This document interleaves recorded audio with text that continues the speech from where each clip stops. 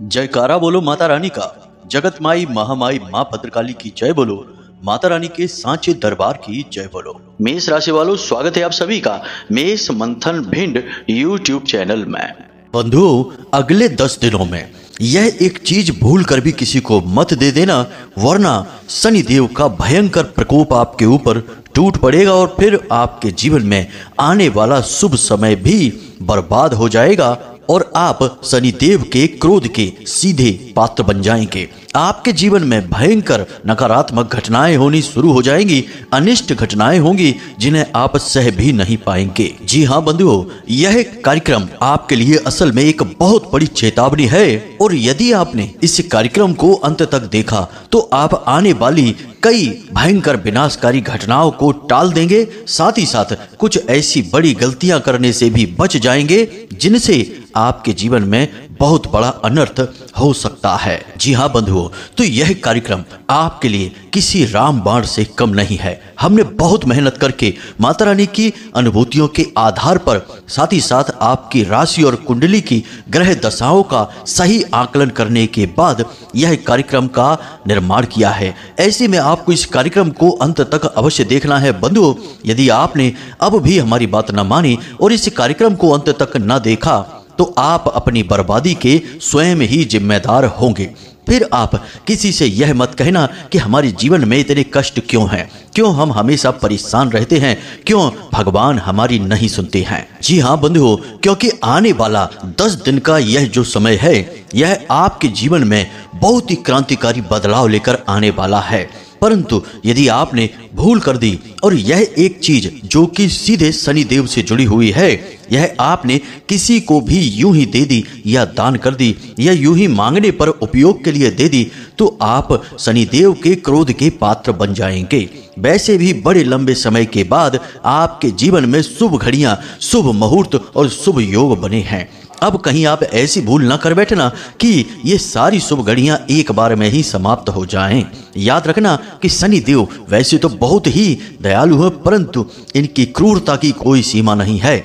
एक बार शनिदेव यदि क्रोध होना शुरू हुए तो जातक को मरने की स्थिति तक भी पहुंचा सकते हैं, हर तरफ से बर्बाद कर सकते हैं, मिटा सकते हैं। तो ऐसे में आपको यह भूल नहीं करनी है। तो बंधुओं, कहने का मतलब यह है कि यह कार्यक्रम आपके लिए बिल्कुल समय अनुकूल है और हमने बहुत ही मेहनत करके तैयार किया है। परंतु यदि आप इस कार्यक्रम को देखेंगे ही नहीं, यूं ही बीच में छोड़कर चले जाएंगे, तो हमारी पूरी मेहनत पर पानी तो फिर ही जाएगा। साथ ही साथ माता रानी की सीधी कृपा और आशीर्वाद भी आप तक नहीं पहुंचेगा, जो कि हमने इस कार्यक्रम के माध्यम से आप तक पहुंचाने की कोशिश की है।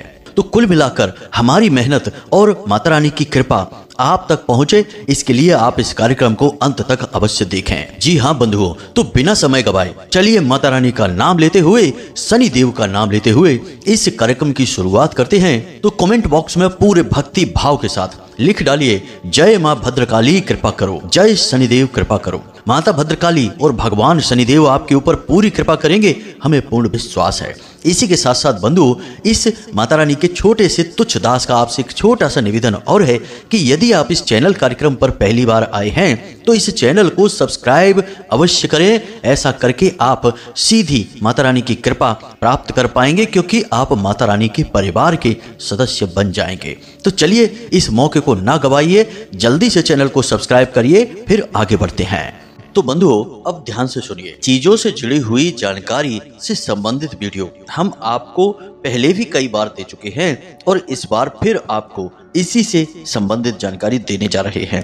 अब हम आपको चीजों से संबंधित जानकारी समय समय पर इसीलिए देते हैं क्योंकि आपको इस बात को अच्छी तरह से समझ लेना होगा कि चीजों का सीधा संबंध ग्रहों से होता है। हमारे जीवन काल में हम जितनी भी चीजों का प्रयोग कर रहे होते हैं, उन सभी चीजों का कहीं ना कहीं किसी न किसी ग्रह से या फिर किसी न किसी दिव्य शक्ति से संबंध अवश्य होता ही है।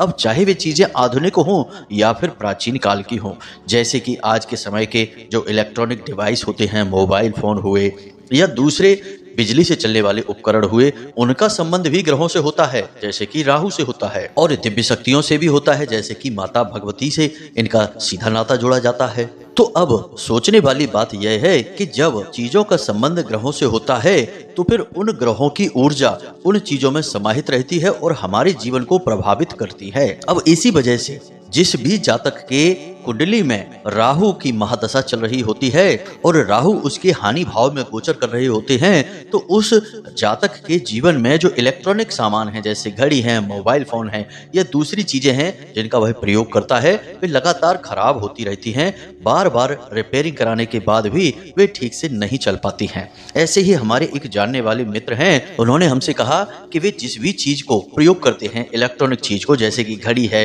मोबाइल है या दूसरे अन्य सामान हैं, वे बार बार खराब होती हैं। और घड़ी का तो हाल यह है कि वे अपने हाथ में घड़ी बांध ही नहीं पाते हैं। कितनी भी अच्छी घड़ी लेकर वे आए, ज्यादा से ज्यादा एक आध महीने या 15 दिन ही वह घड़ी चलती है और या तो वह गुम हो जाती है या फिर खराब हो जाती है। तो कहने का मतलब यह है कि जो इलेक्ट्रॉनिक चीजें हैं वे उनके पास फलित नहीं हो पा रही थी। तो बाद में जब हमने उनकी कुंडली का सही आकलन किया तो पता चला कि उनकी कुंडली में राहु हानि भाव में गोचर कर रहे थे और उन्हीं की कुदृष्टि की वजह से इलेक्ट्रॉनिक चीजें उनके ऊपर फलित नहीं हो रही थी। बाद में फिर हमने उन्हें कुछ उपाय करने के लिए बोला तो फिर उन उपायों से उन्हें थोड़ी राहत तो प्राप्त हो ही गई। इसी प्रकार एक और जातक थे, उन्होंने भी कुछ ऐसी ही कहानी सुनाई कि उनके घर में जो पीतल के बर्तन थे, कई बर्तन तो गुम हो गए और कुछ बर्तन इतने गंदे और मैले हो गए कि उन पर जो दाग लगे वो बाद में छूटे ही नहीं। पता नहीं क्या हो गया और कुछ बर्तन टूट फूट भी गए। साथ ही साथ उनके घर में संतान को लेकर भी परेशानी थी, यानी कि संतान सुख से वो वंचित थे। और इसी के साथ साथ पति पत्नी के बीच में थोड़ी सी कलह भी रहा करती थी, आपसी प्रेम कम हो गया था। तो बाद में पता चला जब हमने उनकी कुंडली का आकलन किया कि उनकी कुंडली में गुरु नीच के थे और उन्हें हानि पहुंचा रहे थे और उन्हीं की पीड़ाओं से ये सारे कष्ट धीरे धीरे उनके जीवन में उत्पन्न हो रहे थे। तो बाद में उनको भी कुछ उपाय बताए तो उन्हें भी इन पीड़ाओं से राहत प्राप्त हुई। तो कहने का मतलब यह है मित्रों कि चीजों का सीधा संबंध ग्रहों की ऊर्जाओं से होता है, या यूं कहें कि चीजें ग्रह की ऊर्जाओं को लेकर चलती हैं। तो अब ऐसे में हमें इस बात का पूरा ज्ञान होना चाहिए कि हमारे जीवन में, हमारी कुंडली में कौन से ऐसे ग्रह हैं जो लाभ भाव में गोचर कर रहे हैं और जिनका पूरा लाभ हमें प्राप्त होगा। अब यदि आपने उन ग्रहों से जुड़ी हुई चीजें किसी को दान कर दी या यूं ही प्रयोग के लिए दे दी तो आप मुसीबत में पड़ जाएंगे, क्योंकि ज्योतिष का एक बड़ा ही सरल नियम है कि जिन ग्रहों की ऊर्जा सकारात्मक है, जिनका हमें सीधा लाभ प्राप्त हो रहा है, उन ग्रहों से जुड़ी हुई चीजें हमें किसी को भी नहीं देनी होती हैं। यदि हम ऐसा करते हैं तो अपनी खुशियां, अपनी बरकत, अपनी हर एक सुख संपत्ति को दूसरे के हाथ में सौंप देना होता है। और ठीक इसका उल्टा भी होता है कि जब कोई ग्रह हमें पीड़ा दे रहा होता है, परेशानी ज्यादा उत्पन्न कर रहा होता है, तो उस ग्रह से जुड़ी हुई चीजें हम दान कर देते हैं। जी हाँ मित्रों, या यूं ही किसी को प्रयोग के लिए दे देते हैं तो इससे भी हमारी पीड़ाएं कम हो जाती हैं। यही होते हैं ग्रह की पीड़ाओं से जुड़े हुए उपाय, जिनमें कि दान का विशेष महत्व होता है। तो उम्मीद है कि आप समझ रहे होंगे कि हम आपसे क्या कहना चाहते हैं। इसीलिए जब ग्रहों की चाल बदलती है, क्योंकि ग्रह तो एक जगह पर स्थापित है नहीं, उनकी तो चाल पल प्रतिपल बदलती रहती है। तो जब ग्रहों की चाल बदलती है और कोई एक ऐसा ग्रह जो कि लाभ फल देने वाला होता है आपकी राशि में लाभ भाव में ही गोचर करने लगता है, तब उस ग्रह से जुड़ी हुई चीजों को आपको अपने पास संभाल कर रखना होता है, उसे किसी को नहीं देना होता है। लेकिन विचित्र विडंबना है भाग्य की कि जिस ग्रह का लाभ आपको प्राप्त होने वाला होता है, लोग आपसे उस चीज को अवश्य मांगेंगे ही मांगेंगे। और जब लोग आपसे मांगेंगे और आपको पता भी नहीं है तो आप दे देंगे और आप ग्रह के लाभ से वंचित रह जाएंगे। इसीलिए हम कई बार अपने वीडियो के माध्यम से बताते हैं कि आपकी राशि में राजयोग का निर्माण हुआ है, आपकी कुंडली में फलाना ग्रह है जो आपको लाभ देने वाला है, आपको धन दौलत मिलेगी, व्यापार में उन्नति मिलेगी। लेकिन फिर भी कुछ लोग हमें कमेंट करके कहते हैं कि गुरुजी हमें तो कोई लाभ प्राप्त नहीं हुआ, आपने तो कहा था कि धन लाभ होगा, पुत्र प्राप्ति होगी या किसी अन्य प्रकार का सुख प्राप्त होगा, प्रेम संबंध मजबूत होंगे, लेकिन हमें तो कुछ भी लाभ समझ में नहीं आया। तो इसका कारण यही होता है कि हमने आपको ज्ञान यह तो दे दिया, लेकिन चीज़ों से जुड़ा हुआ ज्ञान जो हमने आपको दिया उसे आपने ध्यान से नहीं सुना। और जब आपने अधूरा ज्ञान लिया, यानी कि नियमित तौर पर आपने हमारे वीडियो नहीं देखे, तो आपको ज्ञान अधूरा ही मिलेगा। तो आपने अधूरा ज्ञान लिया तो आपने अनजाने में जो आपके लाभ देने वाले ग्रह थे, उन ग्रहों से जुड़ी हुई चीजें किसी को दे दी, यानी कि जो लाभ आपको मिलने वाला था वह आपने किसी दूसरे के हाथों में दे दिया। तो अब आपको कैसे लाभ प्राप्त होगा? अब कुछ लोग बड़े ही विचित्र मानसिकता के होते हैं। वे कहने लगते हैं कि हम तो नहीं मानते इन सब बातों को, हमें कोई मतलब नहीं है, ज्योतिष से, ग्रह नक्षत्रों से क्या लेना देना हमको, हम किसी चीज़ को नहीं मानते, हम तो अपने काम पर ध्यान देंगे और उसी से हमारी उन्नति होगी। ठीक है, उनकी बात उनकी जगह पर अच्छी है, लेकिन एक बात आप याद रखना कि अगर केवल काम करने, मेहनत करने से ही कामयाबी प्राप्त हो जाती तो दुनिया का हर लेबर, हर एक पल्लेदार और वर्कर करोड़पति होता और जंगल का राजा गधा होता, ना कि शेर, क्योंकि यही तो सबसे ज्यादा मेहनत करते हैं। लेकिन ऐसा तो कुछ भी नहीं है। अब एक सबसे खास बात कि दुनिया में जितने भी अमीर, कामयाब और तमाम सुख सुविधाओं को भोगने वाले लोग कहीं ना कहीं ज्योतिषियों से, कहीं ना कहीं पूजा पाठ, कर्मकांड और अनुष्ठानों से अवश्य ही जुड़े होते हैं। इसीलिए आपने देखा होगा कि बड़े बड़े फिल्म स्टार किसी खास विशेष दिन पर ही अपनी पिक्चर को रिलीज करते हैं। बड़े बड़े नेता लोग, बड़े बड़े व्यापारी, बिजनेसमैन लोग किसी विशेष रत्न या फिर नग को धारण किए रहते हैं। लेकिन एक बात और है मित्रों कि ये बातें कभी खुलेआम नहीं की जाती हैं, क्योंकि ये उपाय होते हैं और उपाय छुपा कर किए जाएं तभी फलित होते हैं। तो इन चीजों के बारे में खुलेआम कभी कोई किसी से बात नहीं करता है,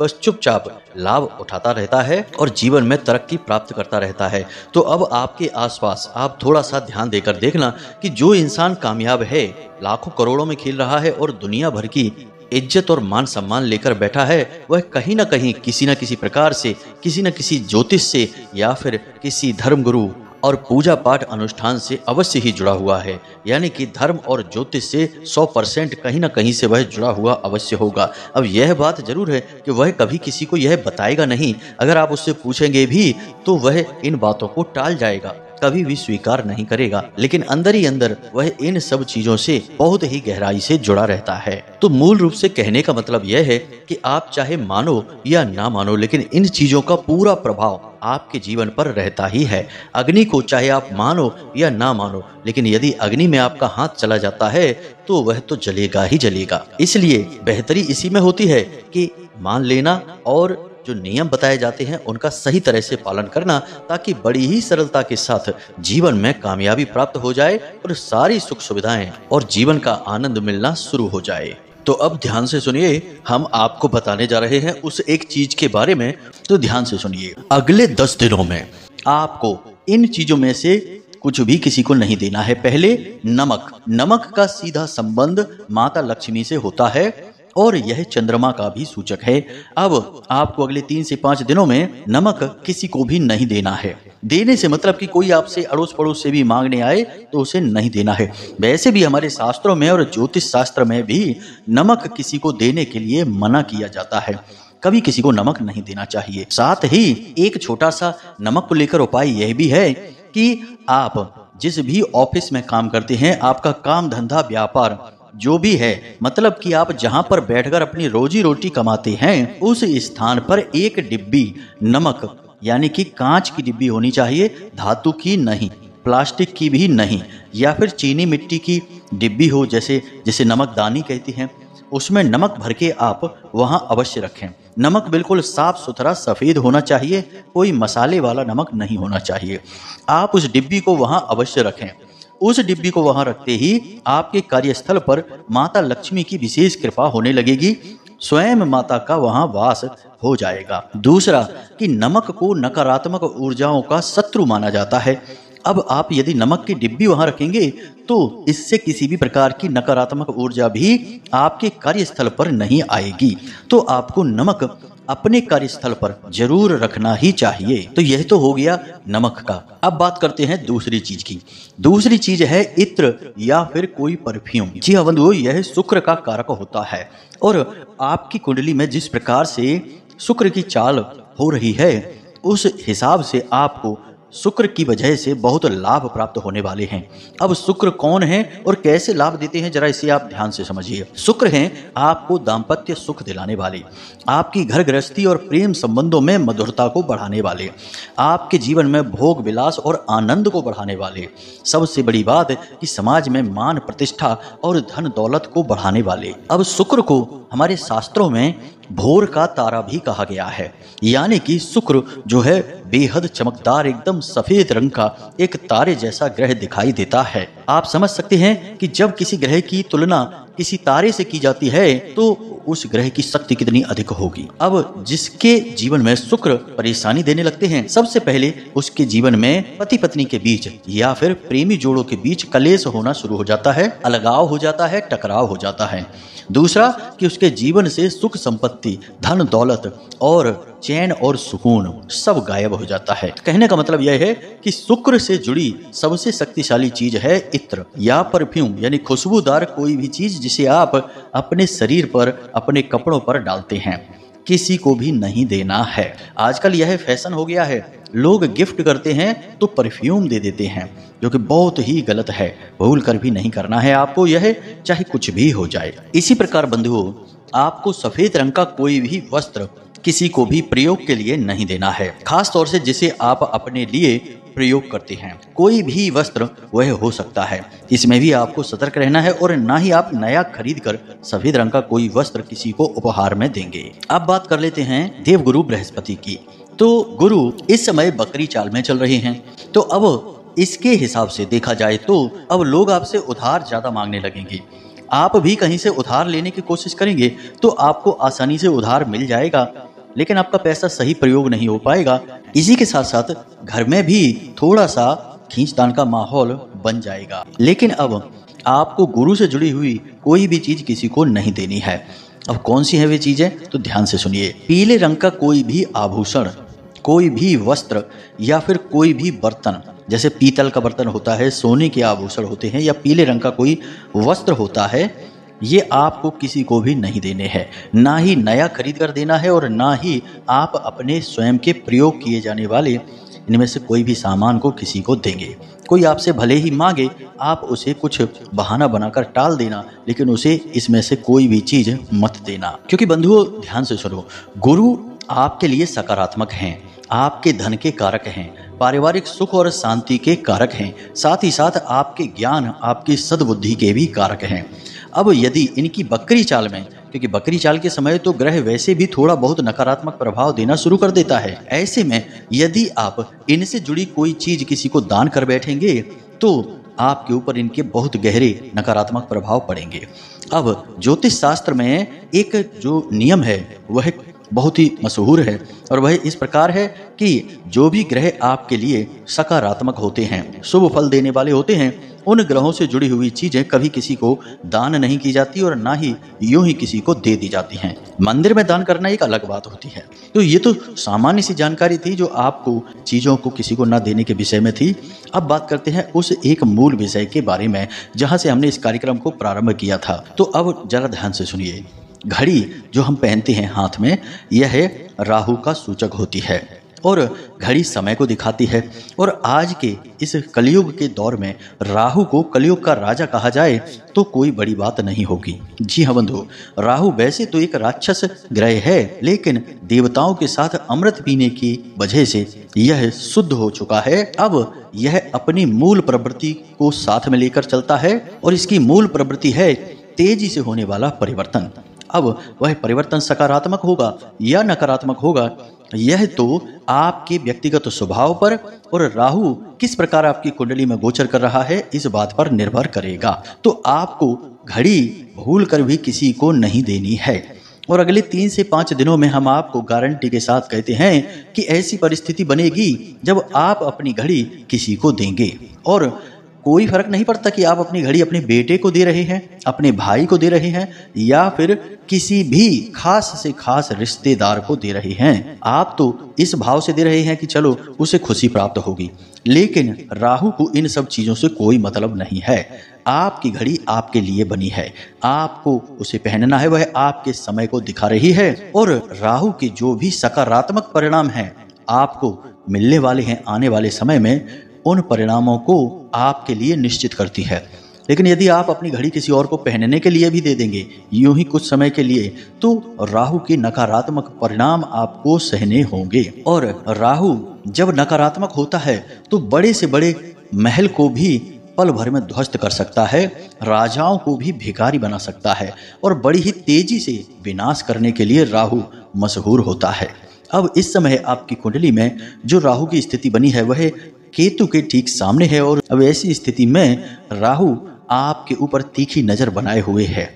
आपको बहुत संभल कर चलने की जरूरत है। जी हाँ बंधु, आपको राहु से जुड़े कार्यों को लेकर भी बहुत सतर्क रहना होगा। यानी कि आपके आसपास समाज में, आपके मित्र, आपके दोस्तों में, आपके रिश्तेदारों में जो लोग नकारात्मक हैं, गलत कार्यों को करते हैं, जैसे जुआ, शराब, सट्टेबाजी, वेश्यावृत्ति आदि में लिप्त रहते हैं, ऐसे लोगों से भी आपको दूरी बनाकर रखनी होगी। इनकी छाया भी आपके ऊपर नहीं पड़नी चाहिए, क्योंकि जैसे ही ये लोग आपकी संगत में आएंगे, आप इनके साथ उठेंगे बैठेंगे, आपका राहु सक्रिय हो उठेगा और आपके मन को तुरंत दूषित कर देगा। जी हाँ बंधुओं, राहु का प्रभाव आपके मन पर ही होगा, आपके विचारों पर होगा और तभी तो आपका जीवन बदलेगा। तो आपको नकारात्मक वातावरण से, नकारात्मक लोगों से भी दूरी बनाकर रखनी है। और फिर से हम कहते हैं कि अपनी घड़ी किसी को भी नहीं देनी है और इस समय काल में आपको नई घड़ी भी किसी को खरीद कर नहीं देनी है और अपनी स्वयं की तो भूल कर भी किसी को मत दे देना। और एक सबसे अच्छी बात हम आपको बता दें, जिससे कि आपका राहु बहुत ही मजबूत हो जाएगा और शुभ परिणाम देने वाला होगा। पहली चीज कि आप नकारात्मक चीजें, नकारात्मक बातें अपने जीवन से दूर कर दीजिए, नकारात्मक लोगों से दूर हो जाइए। पहला तो आपको यही करना होगा। दूसरा कि आप जो घड़ी पहनते हैं उस घड़ी को पूरा दिन सोते समय भी आपको पहनना है, उतारना नहीं है। नित्य क्रियाओं को करते समय आप उतार दें, लेकिन बाकी पूरे दिन आप उस घड़ी को पहन कर रखें। इससे राहु प्रसन्न होता है।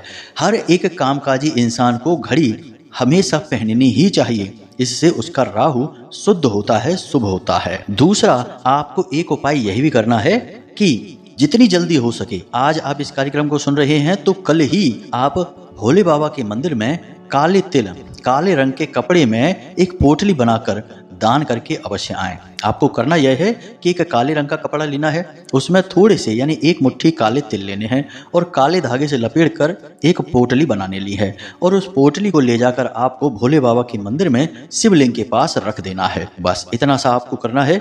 इससे आपका राहु बहुत अधिक सक्रिय हो उठेगा और आपको सकारात्मक परिणाम देगा। यह उपाय बहुत ही शक्तिशाली है और आज के इस समय में आपके लिए बेहद अनिवार्य है। आपको इसे करना ही चाहिए। बाकी घड़ी वाली हमने बात आपको खुलकर बता ही दी है कि आपको दिन भर घड़ी पहने रहना है, उसे पल पल पर उतारना नहीं है। याद रखना बंधुओं, जिसको राहु तारे उसे फिर कोई न मारे और जिसको राहु मारे उसे फिर कोई न तारे। यह ज्योतिष की सबसे फेमस लाइन है। इस लाइन में क्या कहा जा रहा है, इसे आप बिल्कुल ध्यान में अपने रखना, चित्त में रखना। यह राहु की शक्तियों का बखान है असल में। तो उम्मीद करते हैं कि आपको सारी बातें समझ में आ गई हैं। अब इन बातों को अपने जीवन में अवश्य उतारना, तो आपके जीवन में कोई भी नकारात्मक घटना ना तो होगी और ना ही आपको कोई परेशानी होगी, तकलीफ ही आपके जीवन में नहीं आएगी। और दूसरी बात कि यदि कोई इन बातों से जुड़ा हुआ प्रश्न आपका हो तो आप मैसेज करके पूछ लें या फिर कमेंट करके भी पूछ सकते हैं। समय मिलते ही हम आपके प्रश्नों के आपको जवाब अवश्य देंगे। इसी के साथ साथ आज के इस कार्यक्रम को समाप्त करते हैं। हमेशा हंसते रहिए, मुस्कुराते रहिए, सकारात्मक रहिए और माता रानी पर अपनी विश्वास और आस्था बनाए रखिए। दिन में एक बार मंदिर अवश्य जाइए। मिलते हैं अगले ज्ञानवर्धक कार्यक्रम में, तब तक के लिए धन्यवाद। प्रेम से बोलिए जय माई की जय, माँ भद्रकाली। माता रानी आपका कल्याण करें।